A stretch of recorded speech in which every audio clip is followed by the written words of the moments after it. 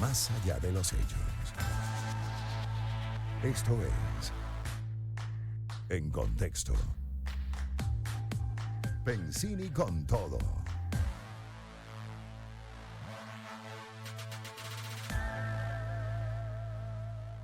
Cinco y 42 minutos. Bueno, seguimos aquí en Éxitos. Tenemos ya en línea a nuestro invitado especial de siempre en Contexto, en su sección, Luis Vicente León, presidente de Data Analysis. Luis Vicente, ¿cómo has estado? Gracias por estar con nosotros.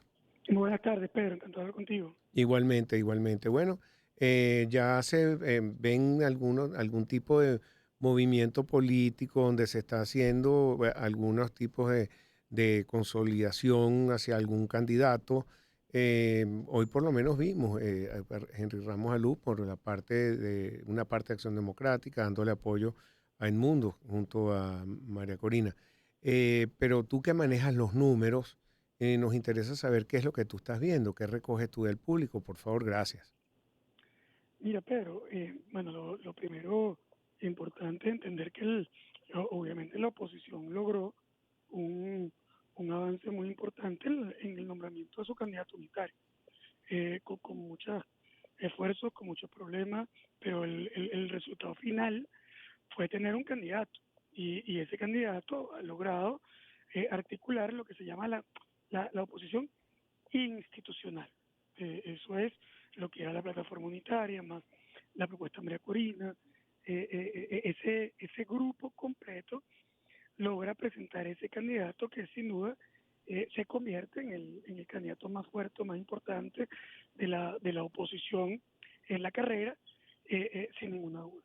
Y es además un candidato, digamos, con fuerza, un candidato relevante. Ahora, es importante también entender que la elección se conforma como una elección, digamos, multipolar. No es una elección donde solamente puedes considerar un candidato, tienes que considerar todo lo que está ocurriendo en el mapa político para poder, digamos, tratar de entender los escenarios, hacia dónde puede ir ese resultado. Primera cosa es que tú tienes a Edmundo González Urrutia como un candidato unitario de la oposición institucional. Luego tienes Maduro, propiamente dicho, que es una fuerza política y que no podemos, digamos, como que multiplicar por cero como si no existiera. Es decir, eso es ridículo. Claro que es un candidato, y es un candidato que tiene una fuerza, además de su soporte en términos de apoyo popular, lo más relevante es la fuerza institucional de ese candidato, de los recursos, el control de las instituciones, el control público, el control de comunicación, etcétera. Entonces, por lo tanto, esa es una fuerza que tienes que considerar sin ninguna duda. De hecho, María Corina Machado lo ha dicho en muchísimas oportunidades. De hecho, cuidado, o sea, el que esté aquí triunfalista no está entendiendo nada. Es decir, lo ha dicho de muchas maneras y tiene absolutamente toda la razón.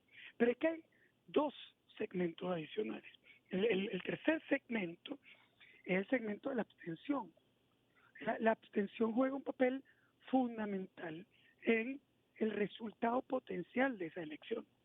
Si tú tienes una abstención, es decir, el grupo de personas que no participa, que se ubica, como dicen las encuestas actuales, en 38%, más o menos, o sea, entre 30 y 40% de abstención es lo que más o menos se podría proyectar en este momento. Eso puede bajar o puede subir, depende de cómo se desarrolle la campaña. Pero si arreglamos o asumimos un 30 o 35% para ponerlo en el promedio, eso es un segmento importantísimo. ¿Por qué?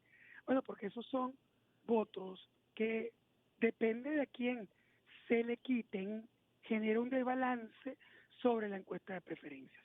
O sea, la encuesta de preferencias es una encuesta sobre el total de los electores. Oye, yo prefiero esto, prefiero aquel. Pero ¿qué pasa si la abstención aumenta significativamente y es recargada sobre uno de los segmentos en particular? Normalmente, en la historia, los opositores han tenido un nivel de abstención superior al chavismo, por muchas razones. Antes por desconfianza en el proceso electoral, quizás por apatía con los candidatos, ahorita podríamos decir que el candidato tiene una fuerza, no el candidato, pero la oferta tiene una potencia especial, porque muchos creen que puede ganar, porque es unitario, etcétera. Pero tiene un problema, y el problema es la capacidad de movilización inducida que ese candidato pueda tener, o que esa fuerza pueda tener. El hecho de que tú tengas todos los partidos y todos los líderes apoyándote no significa que tú tengas una maquinaria completa detrás que te garantice que todos esos votos, primero, se movilicen, y segundo, que todos esos votos se vigilen y defiendan en el proceso electoral. Son dos cosas completamente distintas, porque las capacidades de movilización de los partidos tradicionales están muy debilitadas, no son partidos fuertes en términos de su capacidad de maquinaria, de equipos, de recursos, etcétera. Todo lo contrario, los partidos son buenos desde el punto de vista simbólico, pero son muy pobres desde el punto de vista de su capacidad de movilización. Y eso no es distinto en el partido de María Corina Machado. María Corina es un líder de altísima potencia y preferencia, pero su partido es un partido prácticamente inexistente en términos de estructuras, de maquinarias, de recursos nacionales. Eso no quiere decir que no tengan gente, tienen muchísima gente, pero la estructura no existe. Digamos, con la experiencia y experticia de movilización electoral, esto no es Acción Democrática del pasado, ni Primero Justicia del pasado, etcétera. Y Acción Democrática y Primero Justicia pues también están claramente debilitados. Entonces, tú tienes ahí bueno, eso no quiere decir que el gobierno sí tenga garantizada la movilización, porque ha hecho algunos intentos que han sido bastante pobres, pero lo que sí tiene es plata, y tiene gobernadores y alcaldes mayoritarios, y tiene camiones, camionetas, y tiene empleados públicos que se pueden ver presionados a votar. Es decir, tiene unos elementos que nosotros tenemos que considerar en el momento de ver ese proceso. Si la abstención aumenta y se desbalancea, eso tiene impactos muy específicos en el resultado. Y finalmente están los otros candidatos. Mira, en la emocionalidad electoral, la gente te puede decir, no, los otros no valen nada. O sea, aquí lo único que hay es el candidato Edmundo. Nadie más va a votar por más nadie porque todo el mundo está concentrado. Y eso, digamos, desde el punto de vista macro, desde el punto de vista de los grandes números, puede ser cierto. Es decir, el candidato más fuerte numéricamente, pero por mucho, es el candidato de la oposición institucional. Eso es clarísimo. Pero eso no quiere decir que los otros no saquen votos. Es decir, los otros van a sacar votos. Por ejemplo, Benjamín Rousseau tiene en las encuestas una votación minoritaria, no es una votación que puede retar en este momento ninguno de los otros dos, pero es una votación que cuenta en números con una votación significativa. Si tú sumas todos esos candidatos, tú vas a tener más de 1 millón de votos ahí.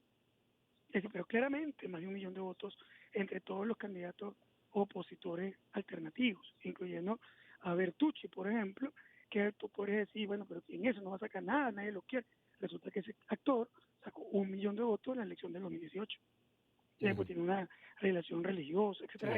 Hay un montón de factores. Entonces, eso habla de que para que tú puedas entender la elección, tienes que entender, oye, ¿cuántos votos le quitan los candidatos alternativos al candidato opositor? ¿Cuántos votos le quita la abstención? ¿Cuántos votos realmente moviliza de manera inducida al gobierno? Y cuando hablo de inducida, voy más allá de si te quieren o no. Es decir, ¿no? ¿Cuántos votos realmente se pueden sentir presionados a votar? Que lo han hecho en el pasado.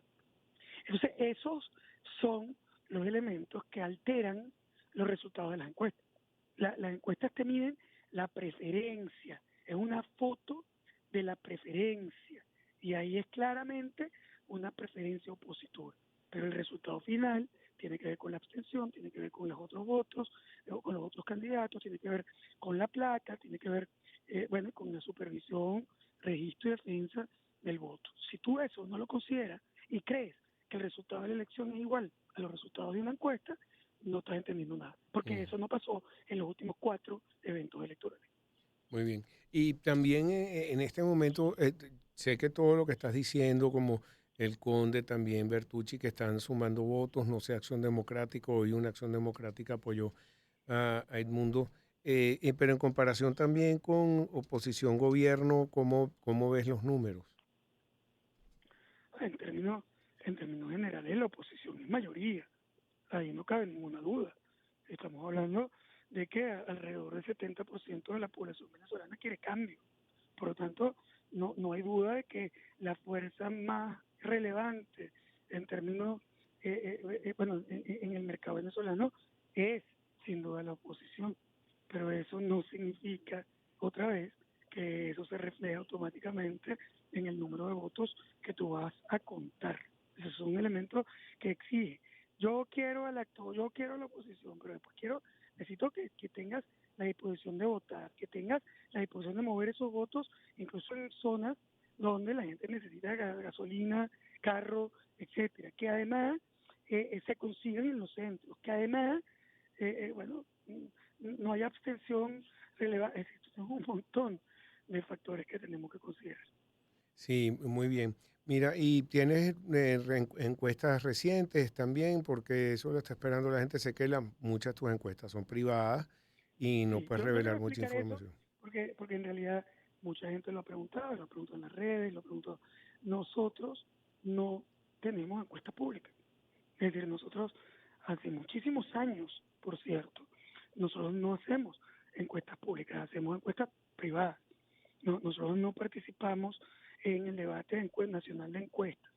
Hay otras encuestadoras que publican sus datos de manera general. Nosotros solo hacemos encuestas básicamente para entender el proceso para la mayoría de los clientes que están mirando por diferentes razones políticas, empresariales, etcétera, o internacionales, están mirando las fuerzas y las potencias, pero eso nosotros de hecho tenemos contratos de confidencialidad con los que nosotros no podemos hacer una publicación. Cuando la encuesta de análisis está en el tapete, básicamente porque se ha filtrado, o sea, porque hay alguien que inadecuadamente la ha publicado. Pero nosotros, en el propio proceso o fase electoral, nosotros no publicamos.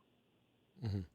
Mira, hoy salió un comunicado de Fede Cámara dirigiéndose al gobierno directamente sobre lo que ha sido el aumento de las pensiones. Ha habido toda una polémica porque el gobierno presentó y en Gaceta un aumento hasta el 15%, con lo que es Fede Industria decía que era 9%, 10%, Fede Cámara 6%. Y hoy, bueno, Fede Cámara exige, mira, ok, podemos subir, pero ¿cuáles son? ¿En qué favorece eso en la industria? Esto tiene que venir con la palabra que usan, incentivos. Si nos puedes explicar algo de esto y cuál es tu opinión, por favor. Sí, bueno, primero creo que yo ratifico y suscribo el comunicado de Fede Cámaras, que es un comunicado muy sobrio, muy serio, donde nadie está en contra, por Dios, de desarrollar un sistema de pensiones justas para que la población pueda tener una población adulta pueda tener un retiro digno. Eso es igual como todos quieren un salario digno para los trabajadores formales que están activos. Es decir, es un, y de hecho, el sacrificio más grande sobre ese proceso lo hace el sector privado venezolano, que por cierto está lejísimos en términos de su ingreso promedio del salario mínimo o el ingreso mínimo. Es decir, el ingreso mínimo es enano en comparación al ingreso mínimo del sector privado. Por lo tanto, el sector privado ha mostrado con hechos muy concretos su disposición a garantizar lo máximo posible a sus trabajadores y tampoco está en contra de ninguna manera de financiar procesos que garanticen una vida digna a la población retirada. El problema es que cuando tú empiezas a hacer esto en compartimientos, metiendo leyes para acá, reglamentos, etcétera, comienzas a no ver el muñeco completo. Y entonces, claro, tú puedes decir, bueno, pero 9%, el sector privado puede pagar 9%, pero es que no es 9%. Es el problema de pago para la ley antidrogas, para la ley de tecnología, para la ley, para los impuestos municipales, los impuestos estatales, los impuestos, el pago para bueno, te puedo dar una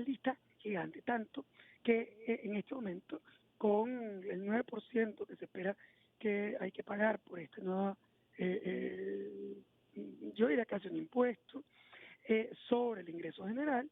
Tú estás montando a los sectores privados en 58% de pago extra tributario, para tributario.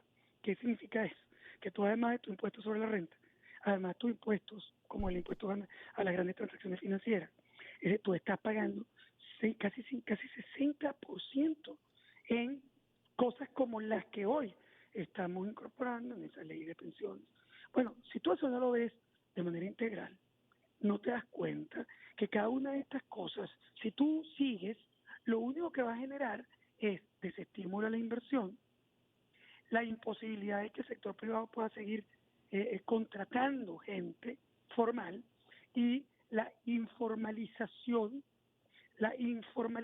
del proceso. Esa informalización del proceso genera básicamente un desestímulo a la actividad económica. Y eso es precisamente lo que hay que evitar. Yo de nuevo no estoy diciendo que no hay que buscar un sistema de pensiones. Claro que hay que buscarlo, pero lo tienes que ver en un mapa integral, tributario completo. Y por otro lado, yo creo que es clarísimo que los recursos que se van a dirigir para atender las pensiones no pueden ser tirados en un saco común, donde la realidad es que no termina financiando la solución de ningún problema de eso. Se llama así, pero si eso no tiene un propietario concreto que vincula el dinero con la pensión, lo único que va a ocurrir es lo mismo que ha ocurrido hasta ahora. Es así. Que es que se siguen incrementando los costos y no se resuelve el problema de la gente. Gracias, Luis Vicente. Siempre muy importante todos tus pronósticos aquí en contexto. Pero te seguimos entrevistando para ver, porque la dinámica es bastante fuerte en estos días y mucha velocidad. Muchas gracias. Gracias. Luis Vicente León, presidente de Data Analysis. Vamos a una pausa y regresamos con más para ustedes. A continuación,